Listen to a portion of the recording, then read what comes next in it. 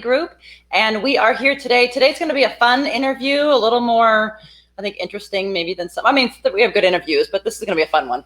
I am thrilled to introduce Dan Johnson with Triangle Wine Country Tours, and we've known Dan for a couple of years. So we do a customer appreciation event every year, and for the past 2 years, we've invited past clients for that year or people who have referred business to us on a wine tasting excursion day. And Dan has been our host and tour guide for the past 2 years with his company, and he's absolutely amazing. You load the bus in the morning, he takes us to different wineries, and it's a fun day, but it's not just a day of debauchery, it's a day of learning. Dan is educational and informative and just makes the whole process very fun along the way. And we just get rave reviews from our clients, and we love him. So we thought it would be fun to bring him on and just have him talk wine tonight and a little bit about COVID and impacts of wine on wineries. So Dan, welcome. Thank you. Welcome. Yeah, good to meet you. And we can talk about the debauchery too, I'm assuming. Yeah, and we're having a glass of wine, so cheers. Hopefully you have a glass of, whoa, nice. So Dan, tell us a little bit about your background and about your company, Triangle Country Wine Tours, and just kind of love to find out a little bit more about that. Yeah, definitely. Everybody has a path to wine. The wine industry is kind of interesting like that it's a passion that people get and they follow that passion. And I love that. You know, most often in different careers, you have a certain trajectory that you're on. In the wine world, there's just lots of different opportunities, and it's all based on passion. And that's how I got into it. Historically, I was a financial analyst for a very large engineering firm. In 2004, with that engineering firm, I was debating whether I would pursue my MBA or pursue my CMA, and I decided my instead. And the MBA is what I thought I would do to actually do business consulting in the wine industry. But instead, I got a little distracted, became a financial advisor, opened my own financial services firm, sold my shares to my partners in 2013, and I started Triangle Wine Country Tours in 2014, again, to follow my passion. Okay, very good. Did you want to ask about the... Yeah, so Dan, when we were talking about doing this, and you graciously agreed to be part of this, I was kind of putting together, okay, we'll introduce you as a sommelier with your company and all that. And you came back and asked that I instead introduce you as a certified wine professional. Yes. And I'll be honest, I don't know the difference between a certified wine professional and a sommelier. So could you maybe kind of talk about what's that difference? And then at the same time, maybe what does it take to become a sommelier? Oh, absolutely. So I think that the term, and by the way, it's pronounced differently in different parts of the world. In America, we typically say sommelier, or we say sommelier. In Europe, France, and of course, in the old country, we say sommelier. Either way, but to become a sommelier is actually being a wine certified professional. So there's 3 different really wine certifying bodies that really make up the wine industry. The 3 that are highly recognized, the ones that people look for training and education and development. And one of those being the Court of Master Sommeliers. Of course, the highest level you can get with them is the Master Sommelier designation. Okay. The other, the Wine and Spirit Education Trust, who I'm certified through. But they actually specialize more kind of on the retail side of things, not really in the hospitality side or in the restaurant business. So the term sommelier is typically referred to in reference to somebody who works in restaurant business. On the retail side, though, certified wine professional is a little more recognized. But it's still a sommelier. I call myself a personal sommelier too, because my whole goal in this business is to teach you about how and what you like and what you're interested in. And that's what's different. Like whether the 1965 Chateau du Pape is better than the 1974. I don't care. We can dispute that all day because it's up to our palate. So my goal in this business is to help you learn more about your palate, what you like, and for you to make better buying decisions. That's my whole approach. Okay. Very nice. I think that makes sense, yeah. Yeah. Can you just give us a little bit of an update of how the COVID-19 has impacted the wine business, probably here locally? I mean, it could be nationally as well, but how's it impacted wineries and tasting rooms, and what are we seeing right now you know, we know we can order wine, but we can't really visit the wineries. So can we just send a little update on it sucks. It sucks. It sucks. It's awful. It's been horrible. I think one of the hardest in industries is the travel and tourism industry. And I don't think people understand how significantly that travel and tourism industry has been impacted. For example, literally from one day to the next, everything stopped. I know that's true for a lot of businesses, but in our business, all future business was also canceled. Everything just stopped. Nobody knows when they're going to travel again. They don't know under what conditions they're going to travel. So everything just got canceled. I'm sure a lot of people who might be listening to us right now probably had travel plans and they've canceled them. They know exactly what I'm talking about. The example I give, I was talking to my insurance agent about this not too long ago, because in my business, I have to first wait for people to get on a plane and then come here to check into a hotel. All of that before they even get into my van to go out on tour. Yeah. So all of that has to happen before I can even do my business. So it's been a pretty significant impact. How things are going to change moving forward, it's going to be pretty significant. The wineries can no longer, for the most part, have as much person-to-person contact like they used to. More than likely what they'll do is just do a bottle service where you can sit and enjoy a bottle, or they'll pre-pour the flight for you that you can then go and enjoy. But it won't be the same situation like it was before. So what's going to be the new normal in the wineries? I don't know. We're trying to figure it out. How do you taste when you wear a mask? Yeah. Right? Yeah. Hard to drink wine when you wear a mask. So most often what's going to happen is that people will be separated by tables to maintain the spacing necessary. Of course, based on where Governor Brown determines as far as like the quantity of people allowed in different phases of integration, that'll make a difference too. The wineries will adapt. That's the one thing about the wine business that I love. It really is resilient. It really is resilient. And I like those kind of people. Let's drink to that. Resiliency. Okay. Yes. We hope we all are. Yes. So, go ahead. Let's talk about debauchery. I love that word. Let's not talk about debauchery. But you made a good point earlier about how wine tours and the wine experience used to be. You know, some people will go out and have a party. Party buses, for the most part, aren't really desirable in the wine country. I think that's kind of gone away for a while now. Large groups that are controlled, that are having fun, you bet, no problem. You know, but inflatable penises and tiaras and sashes, I don't know. Those haven't been desirable for a while. Yeah, I would agree. Yeah, very much. Yeah. I mean, we learned a lot from you. It was just about the growing process and the tasting process and things I have never even heard of. So it was but that's really educational. You can make a better buying decision with a little information. A little information in the wine business goes a long way. Yeah. Too often people just get stuck in what they like. Like they like a Chardonnay, or they like a Sauvignon Blanc, or they love their Pinot Noir. And then worse is they get really, really stuck with just one winery that they love. But you got to remember there's so much more out there. And right now there's no better chance than right now to try some different wines, to really support the local wineries and to really expand your palate.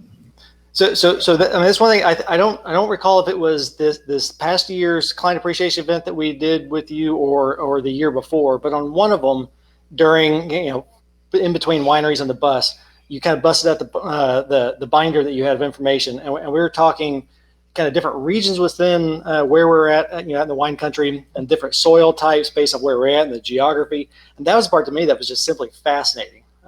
Walk like, here's why they would grow this type of wine here versus this type of wine only can get grown there, and what side of the slopes and so forth. And it was fascinating. I mean, I know I learned a ton on all these trips.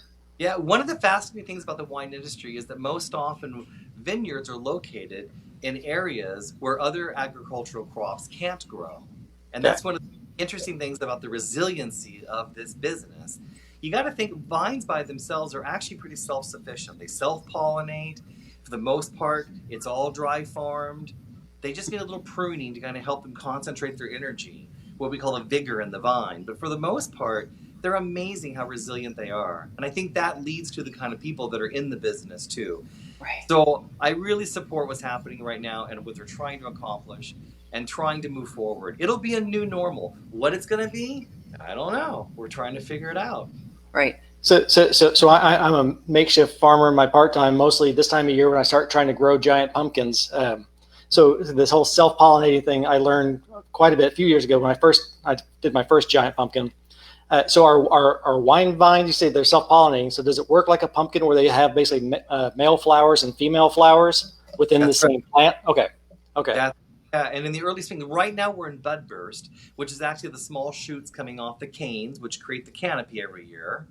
And then from there, there's actually little bunches called inflorescences that are pollinated, little flowers. People don't know that actually a grapevine does flower. The little flowers then, of course, turn into the actual grapes once they're pollinated, and that creates the bunches that are out there. So every time during the year, from April to October, there's all kinds of amazing things happening out in the wine country. So when's the best time to go? I always think early spring or in the fall. I love the fall, right before harvest, because then the grapes are on the vine, and at certain wineries that allow it, we can go out and eat the grapes from the vine, and I can talk to you about the sugars and the skins and what's happening and why what's happening. And that's what's really fun. I think when you take anything that has passion to it and make it like tangible, right? Like eating a grape from the vine, that's what people want. That's the experience. I'm hoping we can get back to that. I don't know. but I will say that we still joke pretty often. I know this was 2 years ago. We were at, and I don't remember which winery we were at, but you had us all take our glass and swirl it, sniff, and then a very particular way to taste the wine. He had us basically just take a drink of the wine and now do it this way, and sort of inhaling at the same time and make the little slurpy noise. And we all sort of laughed like this is the dumbest thing.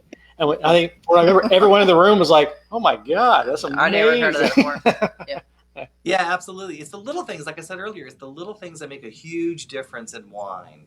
And wine, remember, actually is a good expression of a place of time. It's actually a good expression of the efforts that it took to make the winemaking process. And I think that story of a place and time is really, really important. And that's what I challenge people to do right now. Try something different. Like, for example, if you like a light body red wine, then diversify in that same category. I'm not asking you to go from a light body red wine like a Pinot Noir and just go right into Zinfandel or Cabernet Sauvignon and enjoy it. If that's not your gig, if that high tannic wine isn't what you like, then don't have it. But try something else. There's so much wine out there. I mean, for the few trips that you make to the grocery store these days, right? Pick up a couple extra bottles and try them. Plus, too, everybody knows that you can order online these days. Everybody's shipping wine right now because that's what you have the opportunity to do. So from the wineries that you like, see what else they offer. And moreover, Mother's Day is coming up and it's rosé season. What a better opportunity to expand on rosé alone. Yeah. Now, we know that it's hard probably for you to pick a favorite or name a favorite, but are there some wineries that you would call out specifically that maybe that you really like or could be a favorite? Just curious which ones you particularly really love. Do you mean in the Willamette Valley or yes?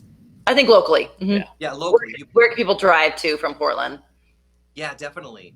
I think there's a lot of interesting wineries that are doing things in a unique way that I think is really interesting and really good for your palate to experience. I think Beckham Estates is amazing. I think what they're doing is phenomenal. I also like how they're approached by using the clay vessels. I think that's very unique. I think Durant's really doing some amazing things now with their new winemaker. I really like where they're going. In fact, this is their rosé. Thank you very much. I still think Limmelson is a wonderful winery. I think Ayers is phenomenal. Onami has always been a staple. I think that's what we're drinking. There you go. See, you introduced us to this one, I think, last year. And we joined. Yeah, we're members. I think what Thomas is doing there, he's the winemaker, is really lovely. He does whites and reds, in my opinion, equally well. And that's pretty challenging to do. A lot of wineries kind of really focus on reds or focus on whites. The other thing in the valley that's happening right now is we're getting a huge movement, of course, into Chardonnay, which we've been doing for a while, but our Chardonnays really are significant. And you really should experiment more with the Chardonnays in the valley. But Sauvignon Blanc, there's going to be a lot more Sauvignon Blanc coming out of the valley, and you really need to try it. It's lovely. It's crisp and clean, very Sancerre in style. It's lovely. So you say there's more coming out. Why is that? Is there a reason, do you think, or just demand, or? It's diversity. If all the vineyards just made Pinot Noir, eventually you're going to be competing on price alone, right? It's kind of like the same thing when all the marijuana stores opened up. And then all of a sudden I saw somebody standing in the corner saying $5 a gram. And I was like, wow, it's been open a month and we're already competing on price. But that's what happens. Sure. Okay. Okay. Very nice. Yeah.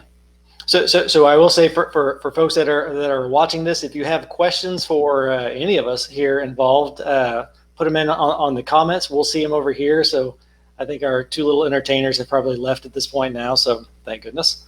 So if you have any legitimate questions or constructive comments, hey, bring them on. We can see those. We'll respond, or at least we'll try to field your questions. So just want to quick jumping in there. So yeah, thanks. All right. Next question is you. So all right. So we talked about your the favorite wineries in the area. What would you categorize as like one of the best ones that probably nobody's heard of yet? So whether it's a new one or it's a dark horse winery that has been under the radar. Boy, that's a tough one because it really depends on your personal palate. It really depends on what you prefer. I mean, I can give you my opinion, but that's my palate. Yeah. You know what I mean? Okay. It's kind of like the thing with a 100-point system. You know what I mean? I mean, why are all the wines on the shelves at 91, 92, and 93? You don't see any 60s, 70s, or 80s. So to make that system work effectively, you have to know who the wine reviewer is so that when, for example, Robert Parker says it's a 92, you know what his palate is referring to. Okay. And that's more complicated. So, yeah. But honestly, right now especially, I really want consumers just to try some new wines in the valley. You know, they're all pretty good. I mean, we really are pretty spoiled to live in this area. Number one, it's a beautiful area with an amazing amount of wonderful, diverse people, which I love. But also, too, we have really an amazing wine region. I think one of the things that people always forget is Pinot Noir is a very specific grape. We call it the heartbreak grape for a reason. It's a very difficult grape to grow, right? It needs exactly the right conditions to do what it wants to do at its peak. So because of that, there's only few wine regions in the world that can actually grow and really produce high quality Pinot Noirs, and we're one of them. And I think people forget about that. There's only really 5 in the world, and the Willamette Valley is one of them. So definitely diversify. Definitely diversify. I mean, if you belong to wine clubs, great. I want you to belong to wine clubs. I want you to really invest yourselves in certain wineries, but I also want you to try something new because there's so much else out there. Okay. Yeah. What's, I guess this is for you. What is your favorite wine? Any price point? Like if you could pick one. Yeah, I do love Pinot Noir because it is a light-bodied red wine, goes well with everything. Pork, fish, salmon. It's just a lovely wine. And also, too, Pinot Noir, because of its thin skin, can actually showcase terroir really, really well. That sense of place and time and really the expression of the year. And I love that story behind wine. I think that's really, really important. For me, I really personally love Tempranillos. I've always loved Tempranillos and Spanish wines in general. Of course, I love Italian wines too, Nebbiolo, Dolcettos, of course the Chianti, Sangiovese. Those are lovely because they pair so well with food. So let's feed off that the pairing, because I know I'm not the wine. I don't want to call it the wine snob because I don't want to be offensive. I'm not the wine expert by any stretch, right? I mean, I know what I like, which is most of it. I know what I don't like, which is the whites. But you always hear about, you have to be careful with how do you pair the right wine with the right meal, and red wine only goes with meat, and white wines with fish, I think. You hear that, but what is the right way, or is there one right way, or what do you tend to kind of look for of how would you recommend as the certified wine professional? How do you go about pairing wines with meals? Absolutely. So the protein that you pair the wine with is a myth. So we have to put that to the side. Okay. Because let me give you an example. If I serve you a grilled chicken breast right? And let's say I do a lemon butter caper sauce on it. You would like to pair that with what? Probably a nice, slightly chilled white wine, right? Something high in acidity, very bright and beautiful. But what if I took that same grilled chicken breast and gave you like some kind of creamy mushroom sauce on top of it? Mm-hmm. You know, maybe now we're talking Pinot Noir or some other light-bodied red. Something else, not just white wine. It's still chicken, right? But it's Sure. way. So it's not the protein per se, but it's the flavor of the sauce and the flavor of the plate. And moreover, That's a great phrase. yes, and that's really what's important. So ideally what you want to do is try to match your food or your wine to your food and not your food to your wine. There's different ways you can approach it. You can easily add some salt to cut through some tannin. You can easily add different acidity with lemon or limes to make a difference in the dish. You can alter your food pretty quickly, but you can't alter your wine. Nice. Okay, that helps. Match the wine at the flavor of the plate and the sauce. Yeah. Remember that. Yeah. So typically what I do, like in my house, is when we make dinner, I taste it, and then I go down to my cellar and find what I want to go with it. Lovely. Lucky you. I gotta be honest with you. Having a cellar at this current time and this current moment, I have not bought any wine during this entire period. I'm just going to love it. It's a big part of our budget. So as a certified wine professional, how many bottles of wine are in your cellar right now? Well, I can max out about 325. I've always kept it around 250. But the house is built in 1924, so Okay. we don't. It's a larger house, but we don't have. I can't put in a huge 1,500 bottle cellar. That's just not going to happen. I think 300 is fine. I mean, how many bottles do you need? It gets you by for a week or two, probably. Yeah. If you invite us over anyway. It's only 300. I've seen people posting, of course, pictures of their food, which I'm glad they're doing that. Pictures of their bread, pictures of their empty wine bottles. I think the empty wine bottles is a mistake. That's what I would not do. I would not post how many empty bottles I've now created. Luckily, I don't drink that much, but yeah. I do see on social media too how people are. They're looking for something else to do. I think people are getting a little stir crazy, and I do understand. Yes. Oh, and that might be the next question, really. I guess suggestions from you we're staying home. We can't go taste at the wineries. We can go pick up wine and order it. But what are some activities or things that we can do at home right now if you love wine and want to experience wine? What would you suggest? Oh, absolutely. For all of us. Number one, diversify what you're drinking. Try something new. There's no problem. But don't pick up just one bottle. Pick up 2 or 3 and take some over to your neighbors. And it's really easy to put your lawn chairs outside and to have a little happy hour, keeping 6 feet apart, and enjoy something different. It's really easy to do. And most people like wine. So why not diversify your palate and have a little companionship with your neighbors? Yeah. We don't have to be locked in all the time. You are free to roam, but you have to do so cautiously at certain places. But in your neighborhood, get a lawn chair and a bottle and go sit outside. Sit in the driveway, yeah. Look, from the way you described your wine cellar, I'm coming to your driveway. Yeah, exactly. You know what? I thought about that. I did think about that. I actually have told my neighbors, if you need any wine, let me know. I'm more than glad to share my wine. I mean, that's what wine is supposed to do. Wine is meant to be shared. I think people forget that. You're not supposed to sit on the couch watching a movie, crying into your wine. That's not the purpose. All right. Sometimes. So I do laugh when you mentioned earlier about you should try a variety of wine. Don't just get one. I don't remember. This is a long time ago for us. We decided we walked into a Trader Joe's one day and said, we want to try some different wines. We want to kind of explore some varieties. And we kind of found their wine guide. I don't know what we're supposed to call them in Trader Joe's, but and basically just said, hey, we want to try a variety of wine. And I forget, I told a case of wine, 2 cases of wine. These, I think we excluded, don't give me a port, don't give me, we may have excluded mostly white wines. But basically just said, what's the variety? And here's your challenge. Don't go over $10 a bottle, or $8 a bottle or something like that. And it was fantastic, to be honest. How many bottles he sent us home with, and they were all, I want to say they were all $6, $7, $8 at the most. I think we had one that had turned, one that was just not a good wine. It was perfectly healthy, and it was just not a good wine.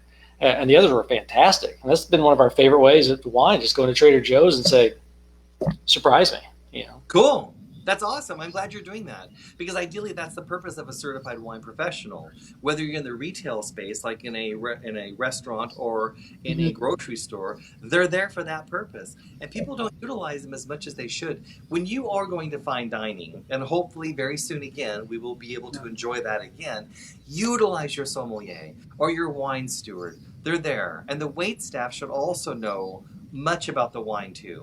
Yes. Really good job too. But if there's a sommelier on staff, don't hesitate to call them over. They're there for that purpose, and they love to do it. In fact, a lot of people don't know, but the real purpose of a sommelier in a restaurant is to work hand in hand with the executive chef and to actually help them create a wine list that matches with the menu. Okay. Whole purpose of it. It's not to have just a wine list that is a random amount of wine sitting in a cellar. The purpose is to work for that restaurant's focus, whatever that meal, whatever that food that they're trying to focus in. That's the purpose, and they're actually very valuable.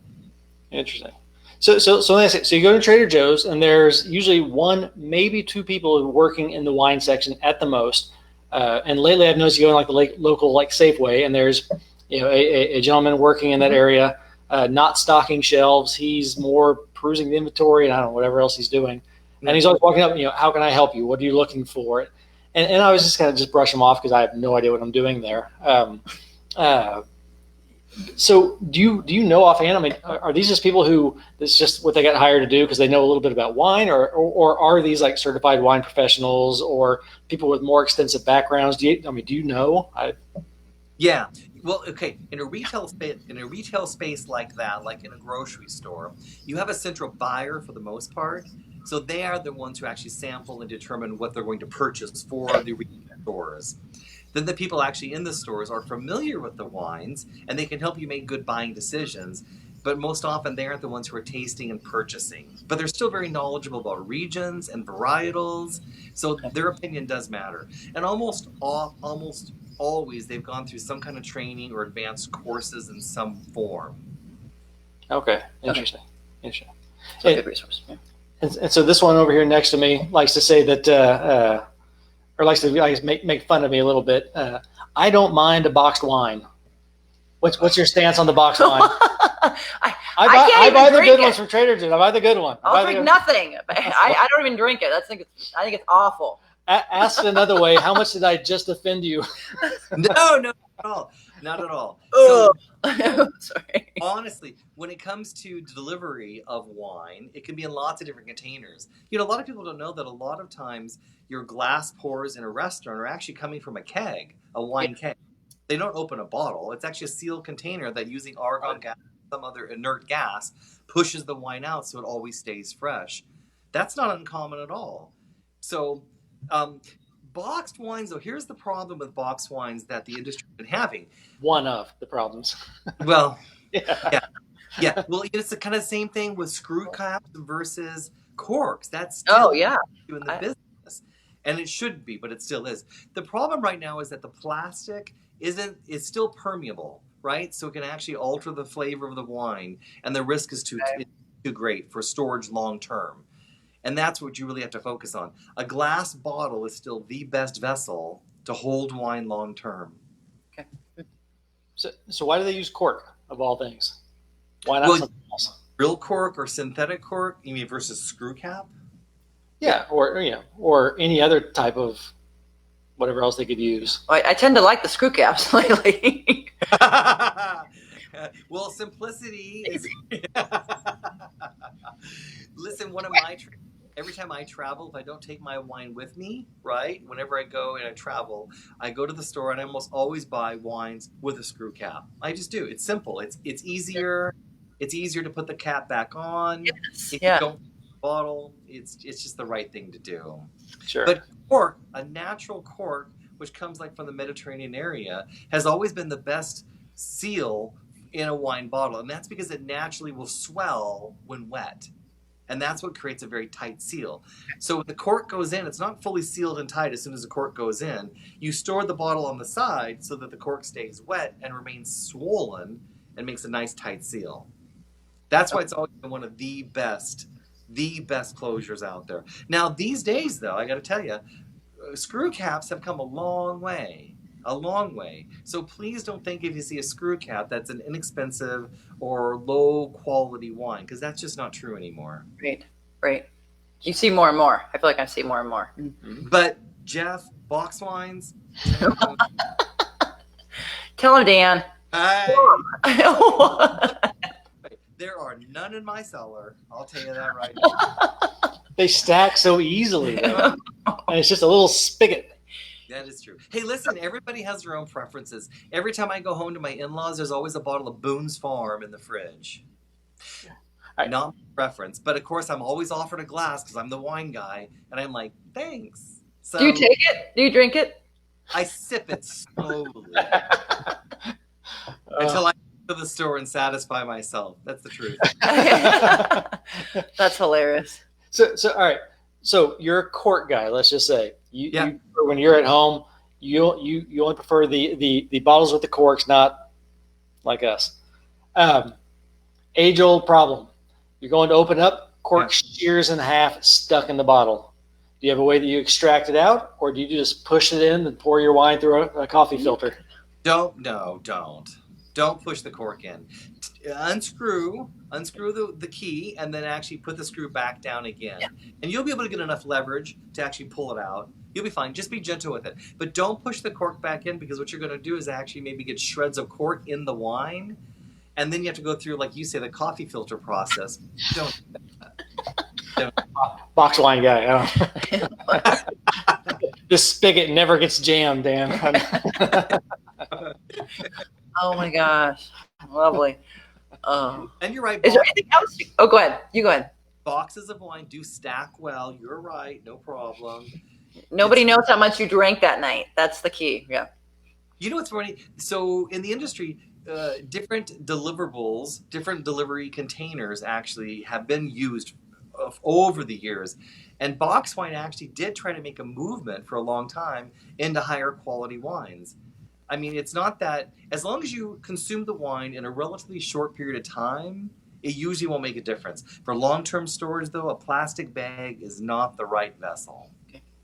There's no long-term storage over here. Don't worry. Figured that out pretty quick. Yeah. And box the short shelf life. I actually should go get some box wines and try them and do like a review of them. Like a tasting with your neighbors, let's line them up. That's a great That'll be fun. So I will say, I Googled a couple of years ago, like best box wines, whatever. And there's articles for that, funny enough, people taking it very seriously. And it's one of the ones at Trader Joe's, and I don't recall offhand which one it is, but they scored it high. So I went and got a box, and it's like $13 for a box for 3 bottles. Yeah.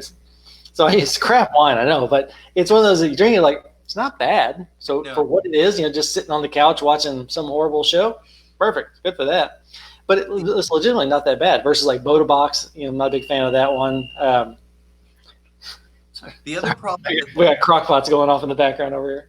Oh, good, thank goodness. What are you making? Chili? Oh, we're making Mediterranean tiki masala. Oh, I love tiki masala. It's good. Well, why are you going to pair with it? We have this open now, so this one, the one closest to us. That's how we pair. You know what? That's kind of funny, but that truly is kind of how people pair wine. And it's actually kind of fun to do that, because even when you have a wine open that you're going to serve with a certain meal, it's always fun to maybe eat something else that wouldn't pair with it, so you can taste when it doesn't work. Sure. So don't ever let the opportunity pass you by, right? Like some of the difficult foods to pair with are asparagus and broccoli sprouts. Any food that's very high in sugar is very hard to pair with also. Yeah. So if you have like a little stock of broccoli of asparagus in the fridge with your Pinot Noir, just go bite into it and see how that flavor doesn't work, and just teach your palate. That's the trick to actually really, really enjoying wine and being like an educated wine consumer, is keeping your palate fresh. The other thing you can do is in the grocery store, pick up fruits or vegetables that you don't recognize. Just pick them up, take them home. And then when you get home, You can cut it or smash it and then just smell it and taste it and keep your palate fresh. We get way too stuck in the rut. You got to keep it fresh. Interesting. Yeah. So any idea when your business is going to be back open for tours again? Well, I belong to a lot of travel and tourism, groups, and there's a lot of talk right now, a lot of webinars happening, a lot of discussion around the world. What's interesting right now with Australia and New Zealand opening up is we're watching them to kind of see how their tourism industry comes back. And that's going to be an indicator for America. So unfortunately, when I look at it from a large perspective, from a global perspective, America, we are still far, far, far behind the rest of the world as far as like implementing some changes that need to happen to really move us forward. It's going to be a while. I honestly, I don't know. I don't think until next year. I honestly don't think that I'll be able to do regular tours, even in a different format, until next year. So in the meantime, what am I going to do? I just took a job with the SBA. I know that sounds crazy, but they were looking for people with a finance and accounting background, which is me. And I decided that's probably the best way I can help. So rather than getting unemployment, which I qualified for, right? I decided to get to work. And I just hope other people take the same initiative. Just get to work. What can you do to make a difference? Do it. Yeah, good for That's you. going to be the fastest. Good for you. So I will say this to everyone who watches this video. If you're ever looking to do a wine tour, there's a lot of companies out there doing it. Dan, we've used you a couple times now, and I will say, and so we have used you a couple times. I've been on numerous others with other providers. I will say it's a night and day difference. I mean, hands down, because you combine, you're such a personable, funny guy during the tour, but it's also such a great enrichment of education of here's what's behind the wine, here's what you need to know, and here's where you see the vine stocks and the grafting, and so you go into it like, hey, it'd be a fun day drinking wine all day, and in between that and driving home trying to do flips in the bus because it's the and you realize like, oh my God, I've like learned all day today about some pretty amazing stuff. So you do a fantastic job of the educational side in a very fun, engaging way. So if people are watching this wondering, should I hire Dan, go on one of Dan's tours? Yes, you're not going to regret it. I mean, there's a reason that we keep coming back to you, Dan. It's always a great tour. Yeah. I appreciate that very, very much. It's kind of funny. When I started the business in 2014, I did it based on passion.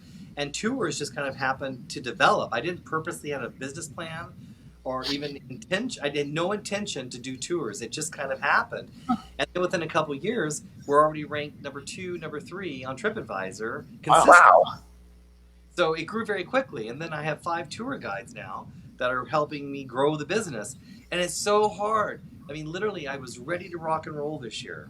I have 5 employees ready to go. Everybody was good. We were set. And then literally March, it just stopped. Yeah. Everything stopped. The hardest thing is not me not having income. The hardest thing is actually, as a boss, as an employer, is to not give work to my staff. And there's nothing I can do. There's just no work. Right. That's the hardest thing. I've been thinking about so many ways of how I can put them to work and what I can do. And I haven't figured it out yet.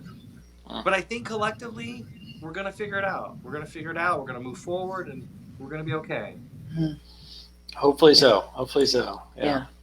All right. Well, we're so glad you're able to join us and willing to join us. And this was a great little early afternoon, happy hour. Happy hour. Right? Cheers. Yeah. Cheers. I know, because it's like, Absolutely. I appreciate you asking me to join you. Oh yeah, this kind of stuff is fun, and like I said, we've always had a good time getting to know you and learning about one of our favorite topics. With you, we love it, and wish you well, and your temporary endeavor maybe, and then hopefully, yes. we're not able to do a customer appreciation event right now, so we're kind of on hold. Everything's what do we do? Yeah, people are trying to do virtual tastings, and it's working. It's okay, but it's a little awkward, because when I can't see your reaction when you drink the wine, when I can't see you face to face, it's difficult to really gauge what your response actually is. So I miss that face to face, because wine really is about sharing. It's about people coming together and really enjoying that moment of time that's in that bottle, and enjoying that story. And and that's just kind of on hold right now. But I think time it'll come back. That's for sure. Yeah. And the job with the SBA is as a disaster recovery specialist. So I'm actually going to help other small businesses kind of reorganize and get back on track. And it's only a temporary position as long as this whole COVID issue keeps going. And it's gonna, I think businesses are going to need some help for a while. Yeah. Unfortunately. I agree with you. What is the current stats? I think 30-some million people have filed for unemployment. 33 million now. I've not seen the latest number. I mean, I'll be honest. Unemployment numbers I kind of put in the same pile as 401k statements. Just don't even look at it right now because it's not good. It's an amazing time from a historical perspective of such a sharp wave of unemployment. Thankfully, everything I'm reading from an analytical standpoint is everybody talks about what they call a V-shaped recovery, meaning the economy is going to tank severely and quickly, and it's going to recover just as quickly, just as severely on the other side. So that's all we can hope, is that this is a short-term thing. It's not a lot of comfort for people who are in the middle of it. Yeah. Because I see stuff pretty regularly where people are trying to file for unemployment and they're on hold, whether they're calling the Salem number or the Portland numbers, for 4 or 5 hours to try to get hold of somebody, and whether they get somebody or that 3.5 hours later on hold, they get kicked off. Yeah. And they can't even get the process started. It's awful. That is really tough. The other problem too is that organizations like the Small Business Administration were just simply overwhelmed. Yeah. I mean, all of a sudden, like the government, of course, gave them all these funds, but they didn't have the internal structure to manage it and disperse it. Okay. It's been difficult. They were inundated. Same thing with the unemployment offices. Yeah.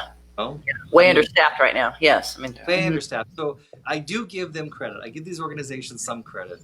They're really trying to get through it. Sure. And that's, that we're all trying to get through it. I have one pet peeve. May I share with you? Go. When I Besides keep box wine. It's not box wine. Is it? Besides box wine.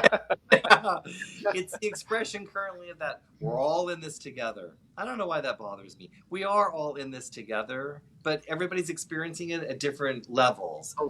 Some people have despaired a lot more than other people, so we are all in this together, but some people are suffering more. And I just want people to make sure they know that and they recognize that, that we are all in this together, but some people are suffering worse. And don't turn a blind eye and think that it's okay.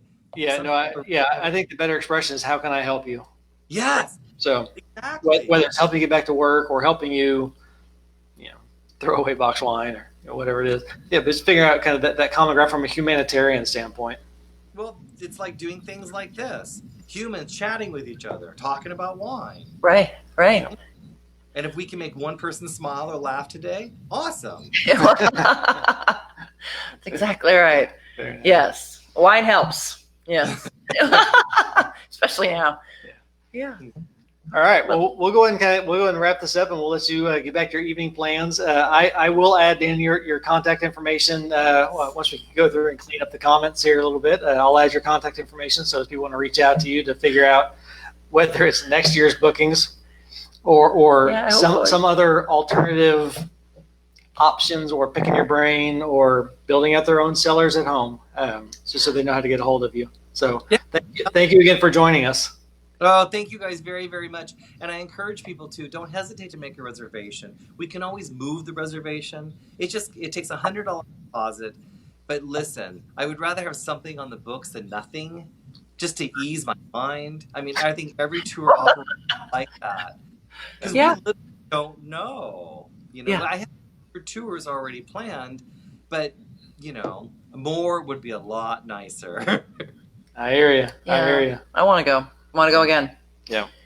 Have a lovely evening, Dan. Thank you. You bet, guys. Have a good night. Okay. All right, bye. Take care.